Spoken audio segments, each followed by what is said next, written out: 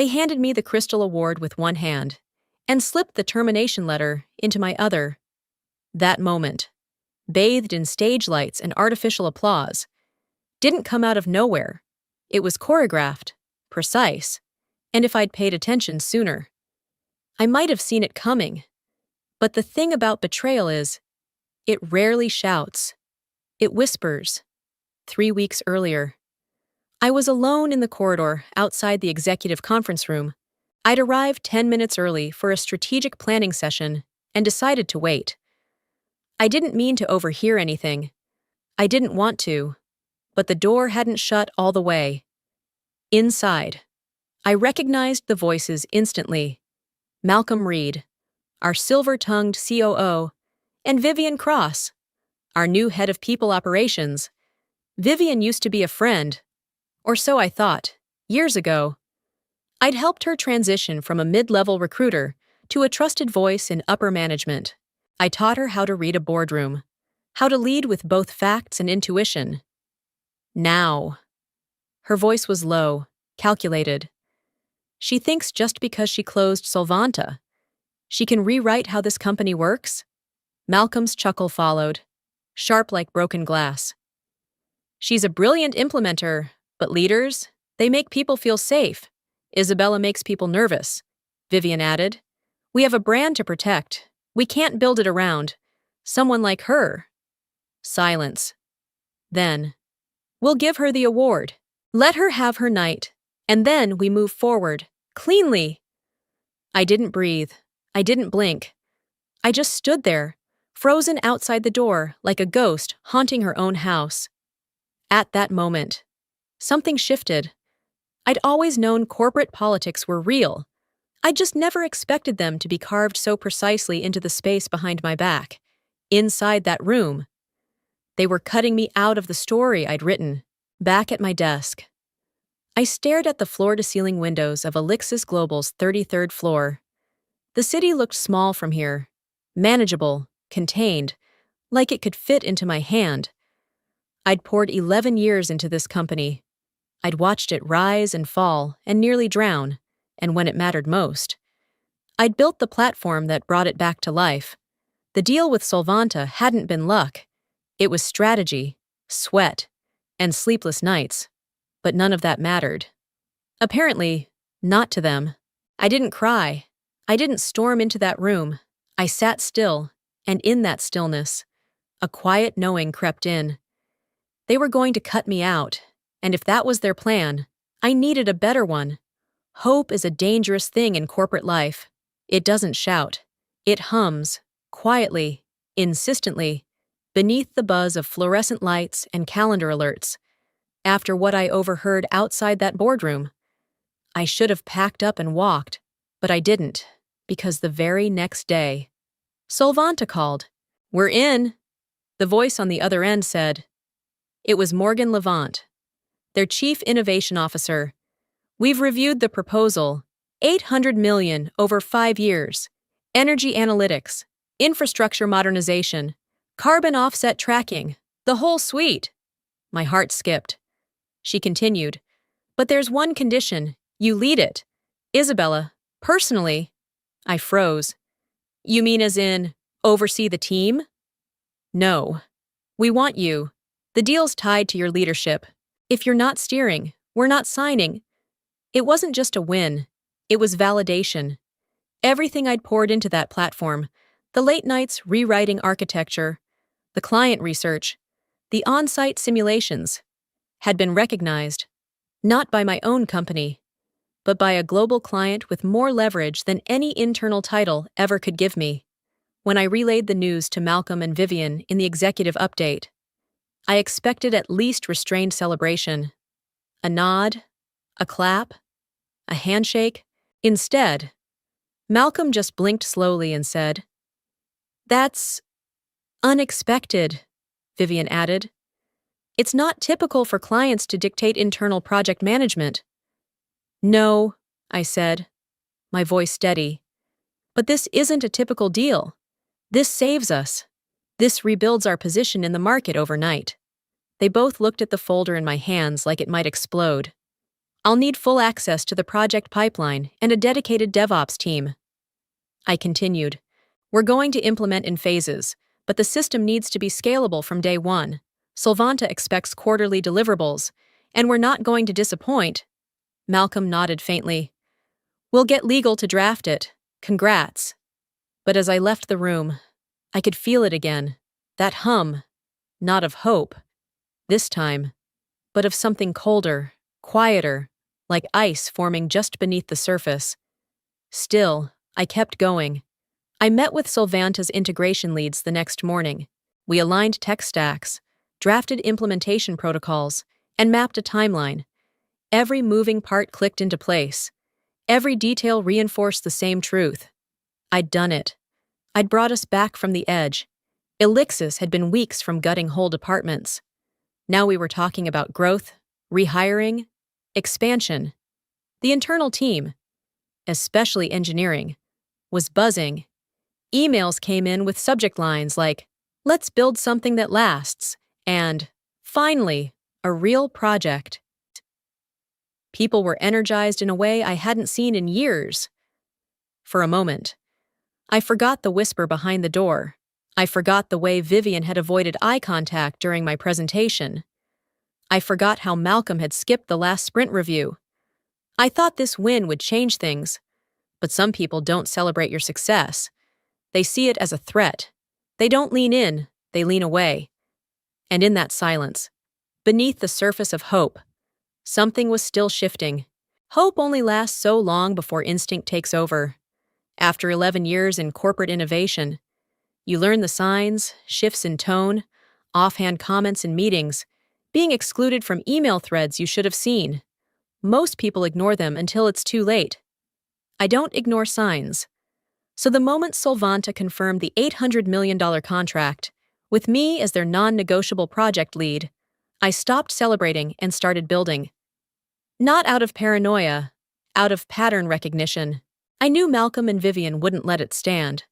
I just didn't know when they'd make their move. So I made mine first. It began with an old laptop, not company-issued, not traceable. One I kept from my freelance days, stored in a climate-sealed case inside a file cabinet labeled Vendor Legal Archives. I hadn't used it in years. But when it powered on and the screen lit up, I knew I still had time. The machine was clean.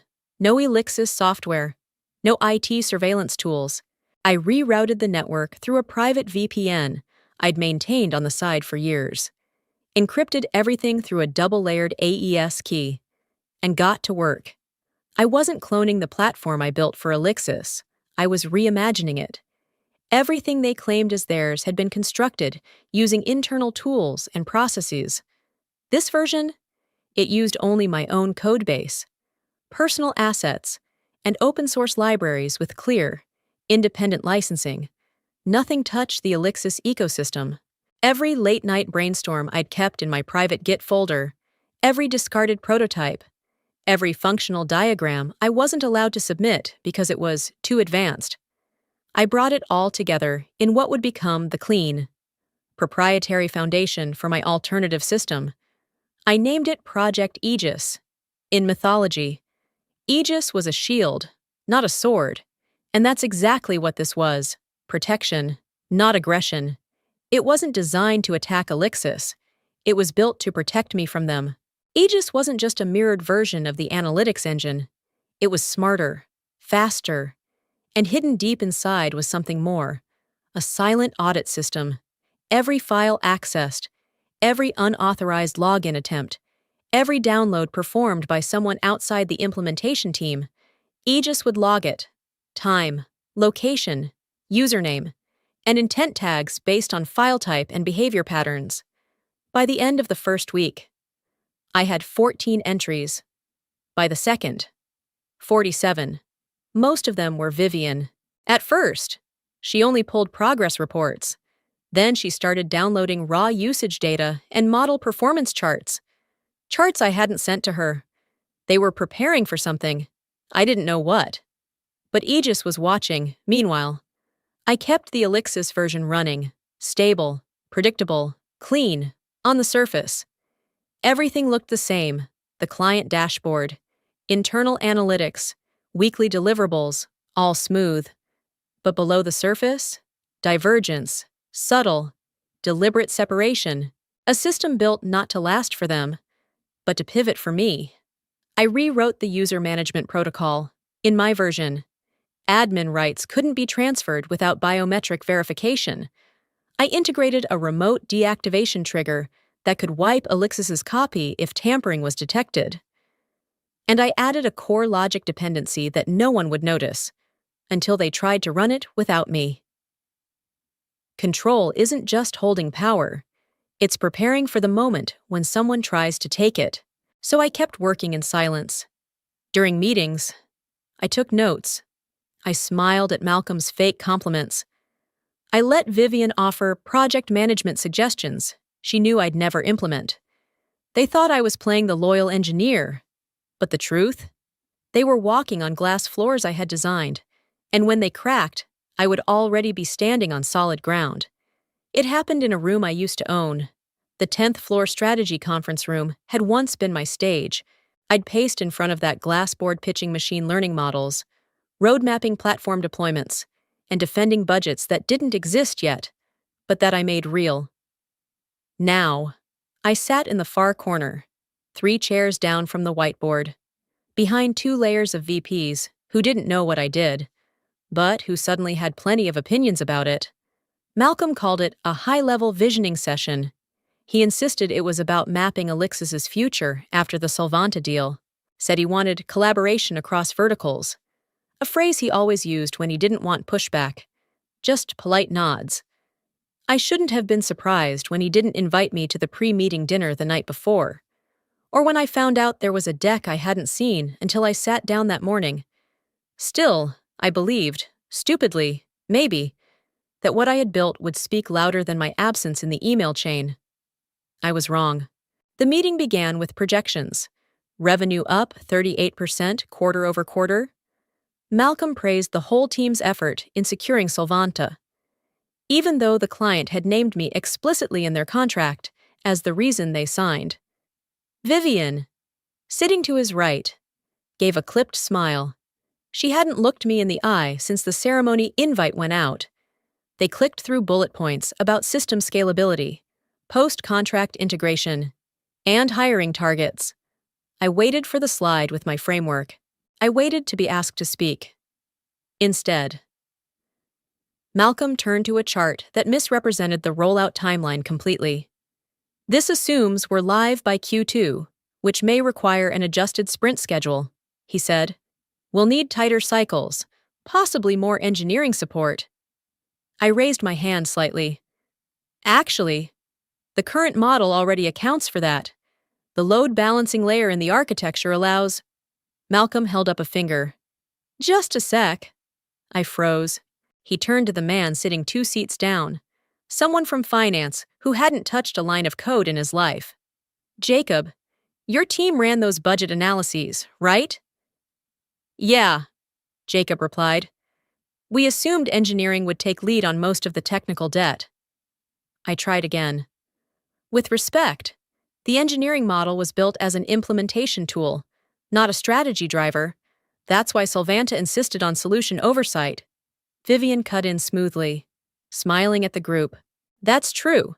Isabella's engineering background gives her a strong tactical grip, and we're all grateful for that.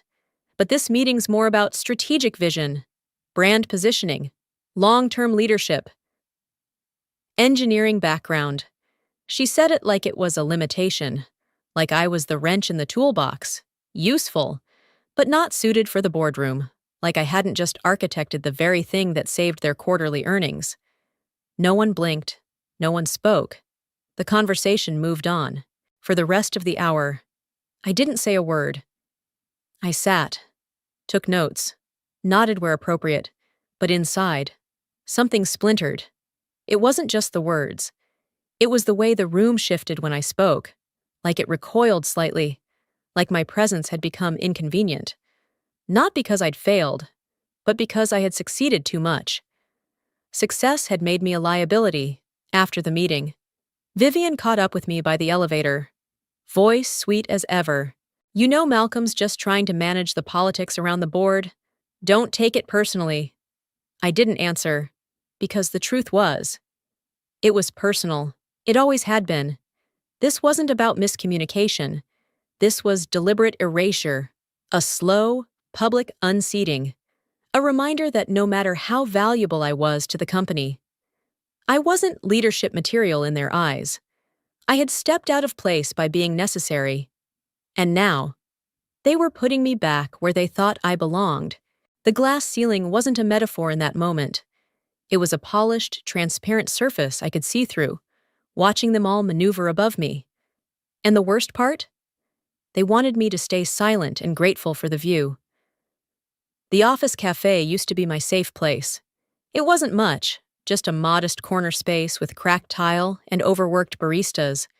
But it held a certain rhythm, one I had come to rely on. My morning always started there, not because of the coffee itself, but because of who I met there almost every day at 8:20 in the morning. David Lynn.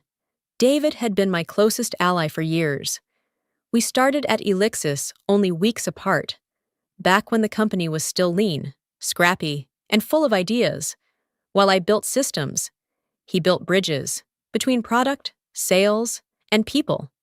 He understood my silences and filled them with context. I covered for him during his paternity leave. He stayed up with me on Slack when I was rewriting back-end logic from scratch the night before a deadline. We always said, no matter how bad it gets, we meet for coffee. But that morning, the seat across from me stayed empty. I'd texted him the night before, after the strategy meeting where I'd been dismissed like a footnote in my own project. Coffee? Need 10 minutes. Tomorrow morning at 8:20. Same place. He didn't respond. Unusual, but I understood. He had a lot on his plate. I got to the cafe early anyway. I ordered his drink, half-calf vanilla latte with almond milk. No foam. It sat on the table growing colder by the minute. At 8:40, I texted again. Are you running late? Nothing. At 8:50, I called, straight to voicemail, by 9:10. The drink had started to sweat through the cardboard sleeve. So had I. I stood, tossed both cups in the trash, and tried to tell myself he must have been pulled into something urgent. Maybe a fire drill meeting. Maybe something unavoidable. But deep down, I already knew. The text came later that day. I'm sorry, Isabella. I just can't be seen taking sides right now. Things are shifting. You understand? No, I didn't. Or maybe I did. And that was worse. David wasn't just choosing silence. He was choosing safety, alignment, the path of least resistance. He was choosing them, even if he couldn't say it out loud. That night, I sat in my car in the office garage long after the building had gone dark. I stared at the exit sign glowing dimly in the rearview mirror. A symbol. Maybe a message. But I didn't move. I thought about all the rooms I had helped shape, the dashboards I designed, the team structures I'd fought for, the junior hires I mentored through imposter syndrome and burnout. I thought about the Friday pizza nights I organized when no one had budget, but we needed morale. This company had been my blueprint, but now, I felt like a ghost walking through a house that remembered me differently than I remembered it. Even the little things had changed. The last 3 one-on-one syncs I scheduled had been rescheduled due to bandwidth.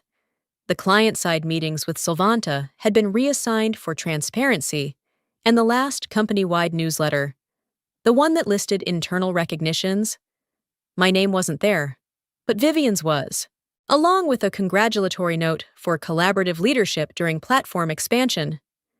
Collaborative, the word tasted bitter.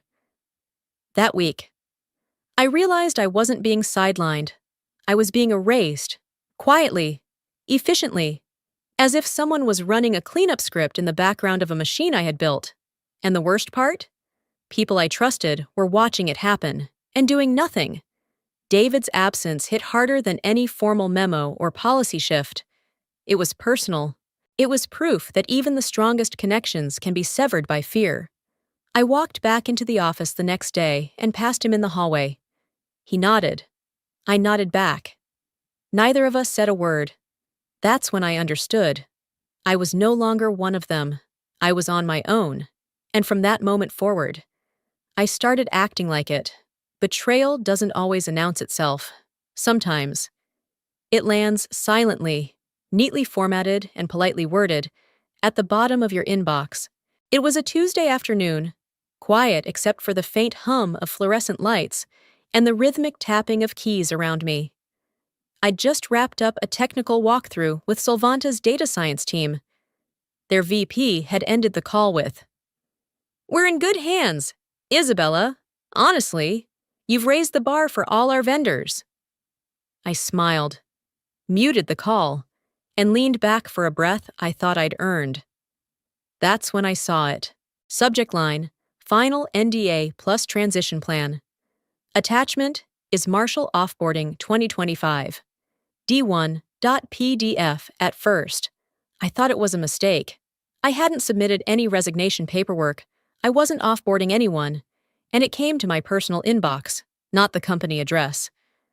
Still, curiosity nudged me. I clicked. The document opened with cold precision. It was a termination packet.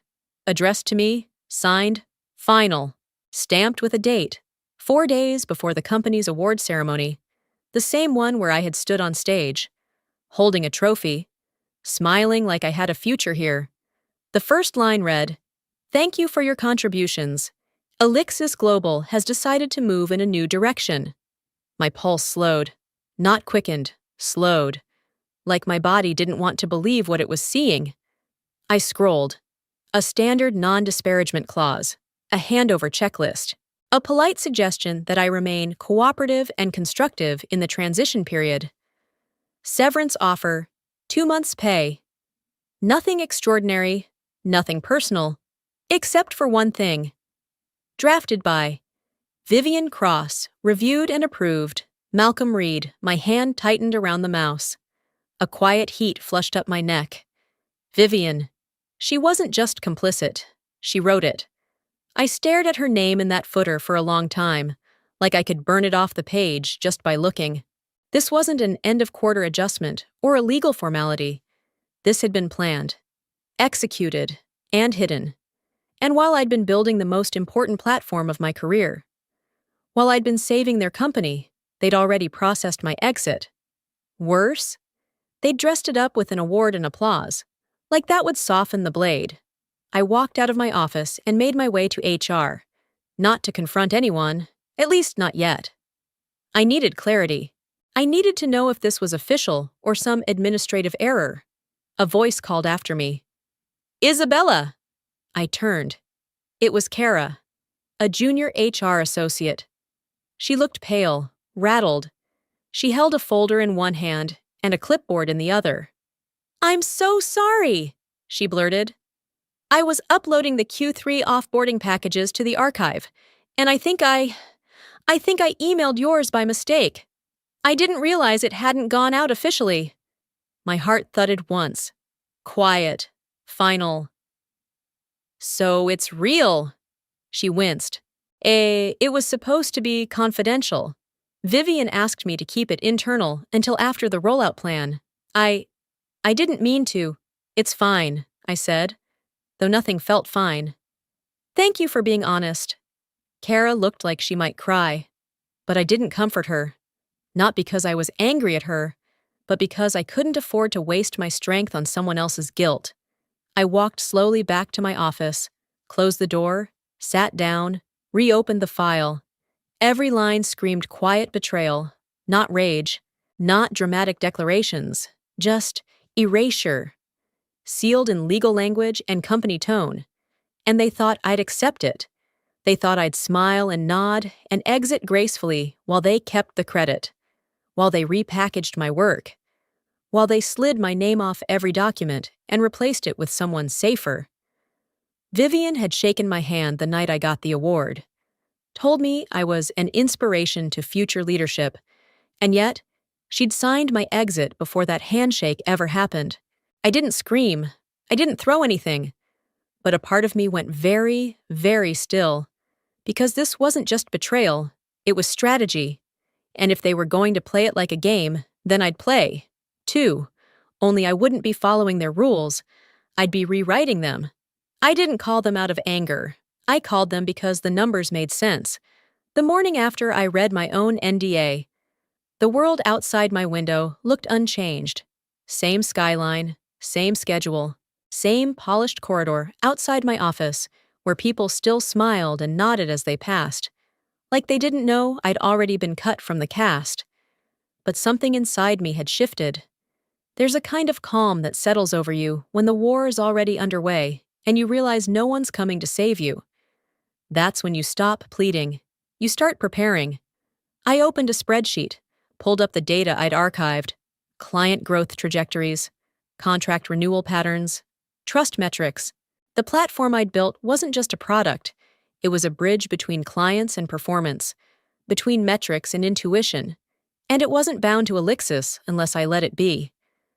So I looked for the company that wouldn't just use what I'd built, but understand it. The name had come up once in a late-night conversation 2 years earlier, back when Elixis was on the verge of losing a mid-size clean energy client named Orvento. We let them go, said they weren't scalable enough. Malcolm called them a distraction. Orvento left. 6 months later, their CTO co-founded a boutique strategy firm in Boston. They called it Navax. At the time, no one paid attention. Too small, too quiet. Now, they were being mentioned on procurement shortlists, industry newsletters, mid-tier government contracts, the kind of firm that grew while no one was looking, and suddenly became a contender. I opened their website, clean, sharp, built on conviction. Their leadership page caught my eye. Leah Morton, former CTO of Orvento, the same woman Malcolm once referred to as a mid-level operator with an inflated ego.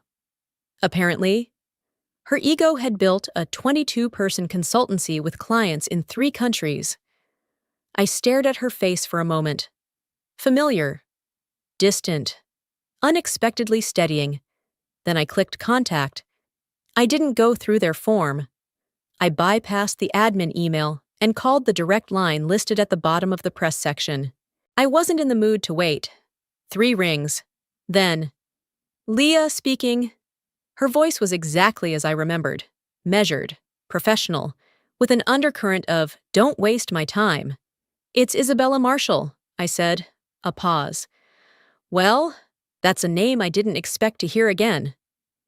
"I'm not calling as Elixis," I said. "I'm calling for something else. I have a framework I built, one they're using, but they won't own it for long. It's modular, clean, fully compliant, and it's yours if you're ready." "So?" Silence again. Then, "I take it things have changed." "You could say that." I said, "Let's just say I'm no longer interested in protecting people who write my termination before they finish using my work." "I heard about the Solvanta deal," she said. "Nice job." "Thank you. That system? I rebuilt it, stripped out every internal dependency. What I have now is smarter, smaller, deployable tomorrow." She didn't say no. She didn't say yes. She said, "Send me a non-binding overview and a 20-minute roadmap deck. Tomorrow noon. If it's real, I'll get my team in a room." I nodded like she could see me. "You'll have it by 10. I hung up. No adrenaline, no thrill. Just the quiet snap of a gear clicking into place. I didn't pace or punch the air. I didn't scream. Instead, I turned back to my laptop. I reopened the Aegis architecture, added new deployment protocols, adjusted load balancing specs to fit smaller teams. Then I opened a new folder, Navax Transition V1. For the rest of the day, I worked not for Elixis, not for revenge, for the version of me who refused to be defined by who gave her a badge and who took it away. Vivian and Malcolm thought they were writing my end. They didn't realize I was already writing my next beginning. There's a reason I always wrote my own contracts. at least the first drafts. It started as a habit, a holdover from years of working as a freelancer before I joined Elixis. Back then, I learned quickly that language was currency, and fine print was armor. The people who didn't read line by line, they were the ones who got steamrolled, forgotten, replaced. So when it came time to finalize the Solvanta deal, I insisted on reviewing the full legal language myself, every clause, every sub-bullet, every footnote. Malcolm had rolled his eyes and waved it off like it was micromanaging. Vivian, who had looped in legal, said, "We'll let the lawyers handle the details." But I didn't trust their lawyers, not when my name and my work were on the line. And deep down, I already knew what they were planning. I'd read between the lines of their compliments. I'd seen the quiet nods of exclusion. They didn't see me as a leader. They saw me as a tool, useful only until the job was done. That's why I wrote Clause 17b. On the surface, it looked routine. Licensing of software and systems herein referred to as Marshall Platform shall remain conditional upon continued oversight by the architect or their designated successor, and is limited to operational deployment rights within the Solvanta Elixis contract term. It sounded boring, legal, harmless, but it wasn't. Buried in that clause was a firewall, a gate only I could open. Elixis hadn't bought my system. They'd rented it. They didn't own the underlying architecture. They were leasing access. That meant if they terminated me without honoring the deployment terms, they would lose the license, and Solvanta could walk away. Penalty-free. I'd written it in neutral, technical language. Legal had skimmed it, filed it under standard framework IP. No one blinked. Why would they? No one expected the product to become the person, and that was their mistake. They thought I was just the engineer, the builder, replaceable. But the very foundation of the deal, its structure, security, logic, ran through decisions only I could explain. That wasn't ego, it was fact. And I made sure the contract reflected that truth, even if they didn't see it. After my call with Leah from Navax, I reopened the contract and reread Clause 17b for the 100th time. It held, clean, ironclad. Not even Malcolm's manipulations or Vivian's rewrites could erase it without triggering a breach. And I knew, eventually, they'd try. I imagined the moment clearly. The boardroom scramble. The legal team digging through documents after Solvanta expressed concern. The dawning horror on Malcolm's face when someone finally pointed to the clause and realized what it meant. It would be too late by then. That's the thing about power. The real kind doesn't scream. It whispers, waits, buries itself in the lines no one reads until it's already decided everything. But power needs patience and timing. So I didn't act immediately. I didn't flaunt the clause or wave it like a banner. Instead, I filed it in a folder labeled Compliance, Shared Contracts, Reviewed. I gave them everything they needed to succeed, and just enough rope to hang themselves when they tried to take credit for what they didn't understand. Then I did one more thing. I sent an email, not to Malcolm, not to Vivian, to Morgan Levant, Solvanta's CIO. Subject line, Follow-up Oversight and Continuity. Hi Morgan, as we move into implementation, just a brief note to reaffirm that deployment is proceeding under the licensing terms outlined in 17b. As discussed, continuity of architectural oversight remains integral to system stability. Please don't hesitate to reach out if legal has any questions. Warm regards. Isabella. I didn't BCC anyone. I didn't flag it as urgent. I let it sit. Quiet and official. In her inbox, a time-stamped reminder of what we'd agreed to, and what Elixis was now gambling against. Within 2 hours, Morgan replied, "Thanks for the confirmation. Isabella, we're fully aligned. Please keep us informed of any shifts on your end. We're excited to move forward, especially with your continued leadership." I stared at that last sentence for a long moment. Continued leadership. They wanted me, not just the system, not just the data, and because of that clause. They had every right to walk if I wasn't involved. Vivian and Malcolm hadn't read that far. Or maybe they had, but assumed the words were ornamental, soft guardrails that could be ignored or waived later. They were wrong. What they thought was decoration was design. And while they plotted behind closed doors, while they polished speeches and planned exits, I had already laid the tripwire. Now all I had to do was wait for them to step on it. There's a strange kind of peace that settles in the hours before everything burns. Not panic, not fear. Something quieter, measured, as if your body already knows what's coming and has made its peace long before your mind catches up. That's what I felt the night before the spotlight, the calm before the engineered storm. The company was buzzing in anticipation. Tomorrow was the shareholder ceremony. Solvanta executives would be present. Malcolm had prepared a speech. Vivian was arranging photo ops. The whole thing had been labeled a celebration of innovation and partnership. They thought I didn't know what was coming, that I hadn't noticed the NDA draft, the shift in room temperature during meetings, the fading mentions of my name in internal announcements. They assumed I was still clinging to hope, too grateful, too invested to fight back. But what they didn't know was that I had already finished my last true task for Elixis 2 nights earlier. I'd spent the evening alone in my apartment, lights low, music soft, Miles Davis humming like smoke in the background, on my laptop. Lines of code shimmered in terminal windows like constellations. Project Aegis, clean, stable, final. I reviewed the architecture one last time, ran the system diagnostics, triple-checked the server reroute protocols. The mirror environment had been live for 3 weeks now, storing every update, every deployment, every line of logic I'd written under Elixis's nose. What they thought was the full system was a shell, a mirrored endpoint built to reflect back only what I allowed. And tonight, I would finish the transfer. I sat quietly and launched the terminal script. The command was simple: Aegis final sync.sh. The screen lit up with a cascading stream of green. Syncing node. 100% migrating analytics layer. Complete extracting core modules. Complete disconnecting redundant hooks. Success local instance override. Engaged. Deploying message. I was never yours.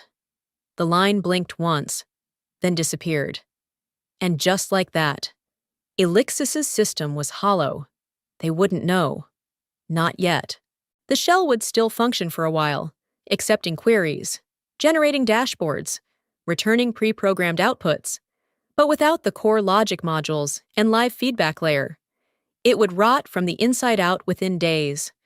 Solvanta's data science team would notice the inconsistencies first, then legal, then the board. By the time they connected the dots, I'd be somewhere else entirely. I powered down my machine, sat back, closed my eyes. There was no triumph in the moment, no rage, just stillness, the kind you feel when you've finished something irreversible.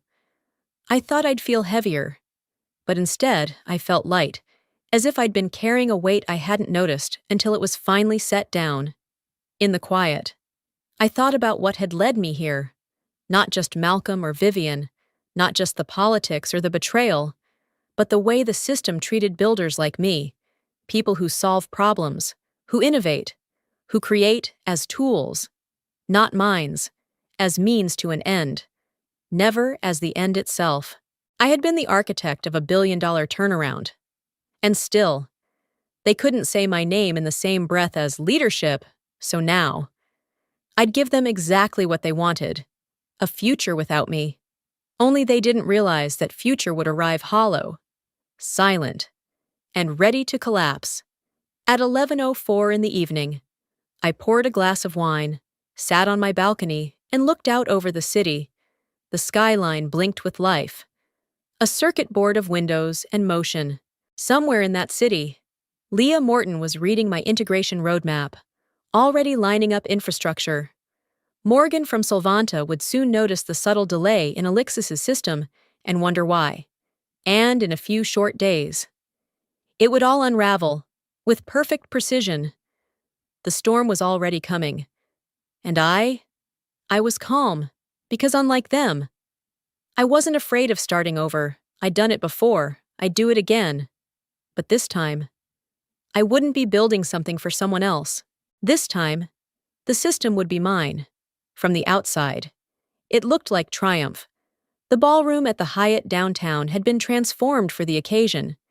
Blue and silver banners hanging from the rafters, uplights bouncing off crystal centerpieces, glasses of champagne lining white linen tables. A sleek screen above the stage rotated through buzzwords. Innovation, vision, leadership, somewhere near the front. I could hear the MC practicing his lines over the mic. Spearheaded one of the most successful enterprise partnerships in Elixis history. And me?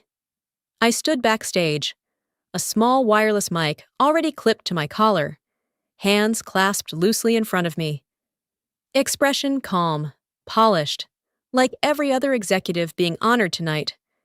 But I knew better, and so did Vivian. She appeared beside me like a shadow, holding a slim ivory envelope in both hands, sealed, unmarked. Her lipstick was perfect, her smile practiced. "For after the speech," she said softly, slipping the envelope into my palm like it was nothing more than a thank you card. "We wanted to make sure you had clarity moving forward." Clarity. That word stung more than any insult she could have spoken aloud. I didn't open the envelope. I didn't need to. I knew what it was. I'd already seen the NDA days ago. Accidentally leaked by Kara. I'd read every sterile line, signed by Vivian herself, dated days before this celebration was even announced. This ceremony wasn't a send-off. It was a burial, wrapped in lights and applause. "Isabella Marshall!" The announcer boomed through the sound system, voice buoyant. "The architect behind the Solvanta deal, and the driving force behind our future."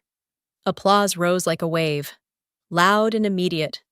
I stepped onto the stage with the envelope still tucked in my hand. Blinding lights hit my face. Cameras flashed. Executives clapped from their tables. Malcolm stood near the edge of the stage, clapping a beat too slowly. Eyes unreadable. I walked to the center of the stage and took the crystal award from the MC, engraved with my name, etched beneath the words, "Excellence in Innovation." I held it up, smiled. The room roared, and inside, I boiled, because I'd already transferred the system, already rewritten the code, already rerouted the architecture to servers they didn't even know existed. Their applause wasn't for me. It was for the ghost of me, the version they thought they could keep.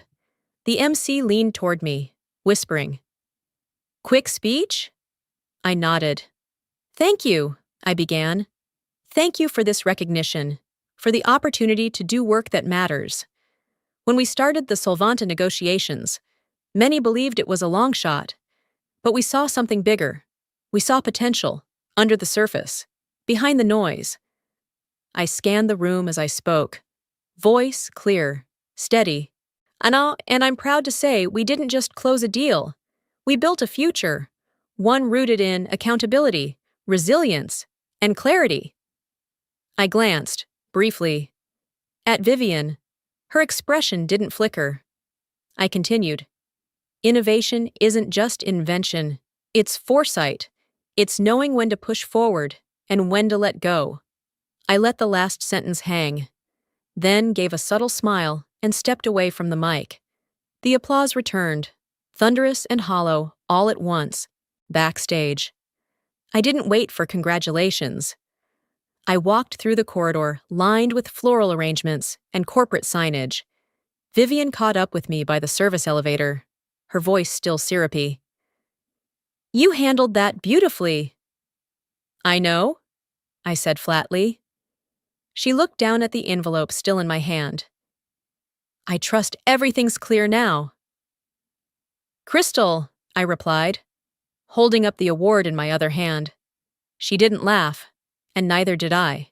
In the parking garage, I sat in my car and finally opened the envelope. As expected, termination paperwork. Effective immediately. A carefully drafted narrative about restructuring and evolving business needs. It ended with a request to sign and return by Friday. I set the envelope on the passenger seat and drove in silence.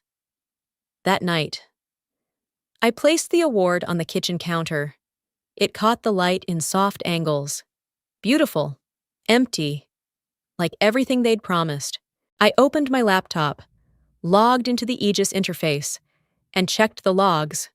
No unauthorized access, no alerts, no issues. They still didn't know. They wouldn't. Until it was too late. They celebrated me publicly because they didn't have the courage to confront me privately. They honored me with one hand while cutting me off with the other. But I had accepted their award with a smile. I had delivered the speech they wanted. I had worn the mask to the very end. And tomorrow, they would wake up to a system that no longer belonged to them, because power doesn't always roar. Sometimes, it walks off the stage holding a trophy and leaves the trap behind. Destruction, when designed well, doesn't start with noise. It starts with a breach. That morning, I wasn't at Elixis. I was seated by a window at a cafe 5 blocks from the office. Hood up, headphones in, hands wrapped around a warm ceramic mug. On my screen was the Aegis dashboard, quietly pulsing green. Everything looked calm.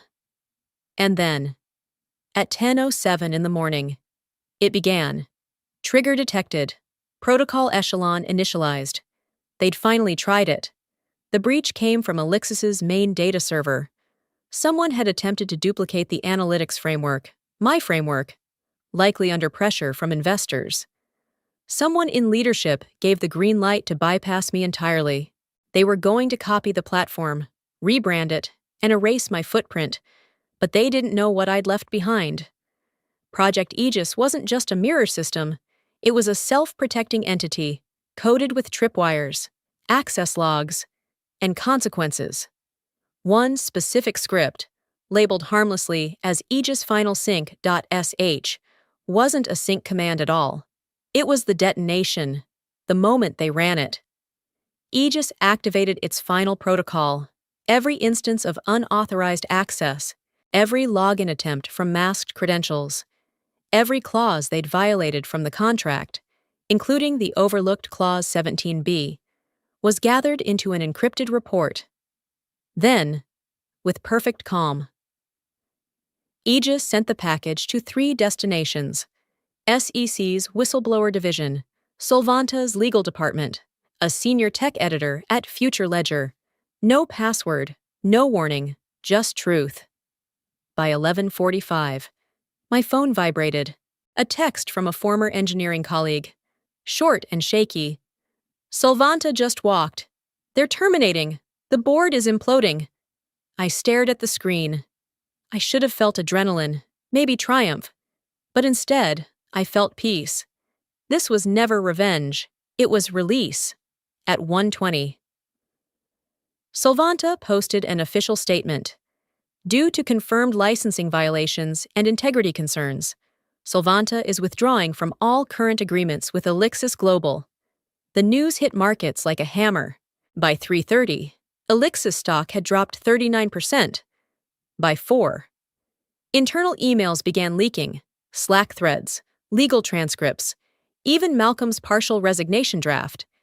He had signed it, but he hadn't sent it yet. They thought they'd erase me. Instead, they erased themselves. In a single afternoon, the platform they tried to claim shattered beneath them, not because I sabotaged it, but because they never owned it in the first place. They just didn't bother to read the fine print. I opened the Aegis interface once more. All green, system stable. The last log read, "Execution complete. This was never yours." I closed the laptop, took a long breath, and for the first time in years, it felt like oxygen. They had underestimated me from the beginning, called me too technical, not a culture fit. Good under pressure, but not leadership material. They handed me glass trophies while sharpening the knife behind their back.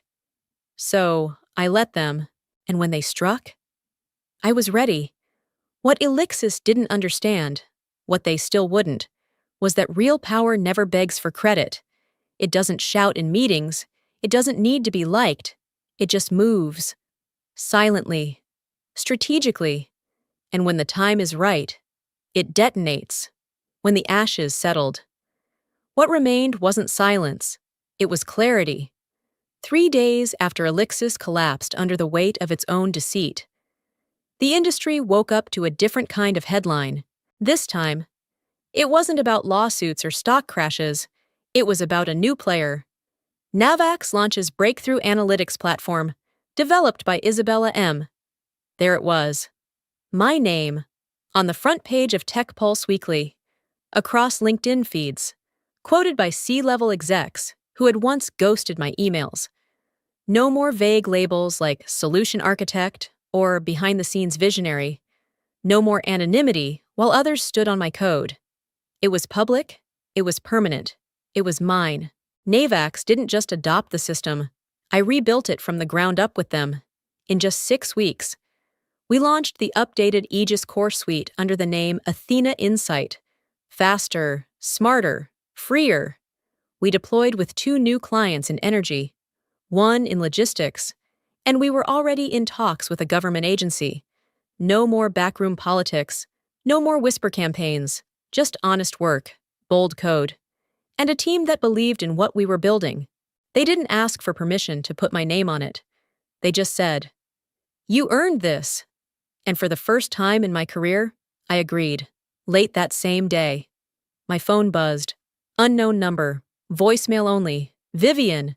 Her voice trembled beneath the surface, still coated with that signature polish, but now warped by desperation.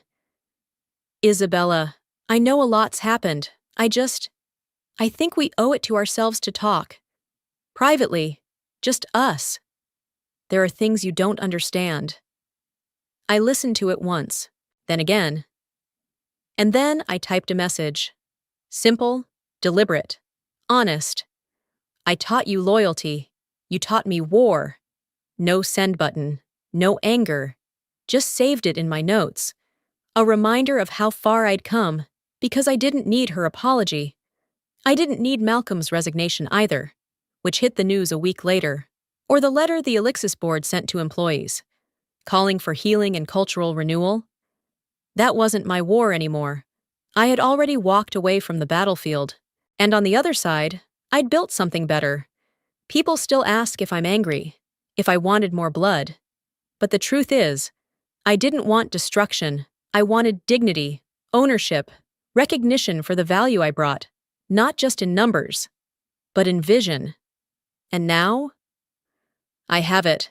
I work with people who know the difference between contribution and control, who don't fear smart women with sharper strategies, who don't see talent as a threat.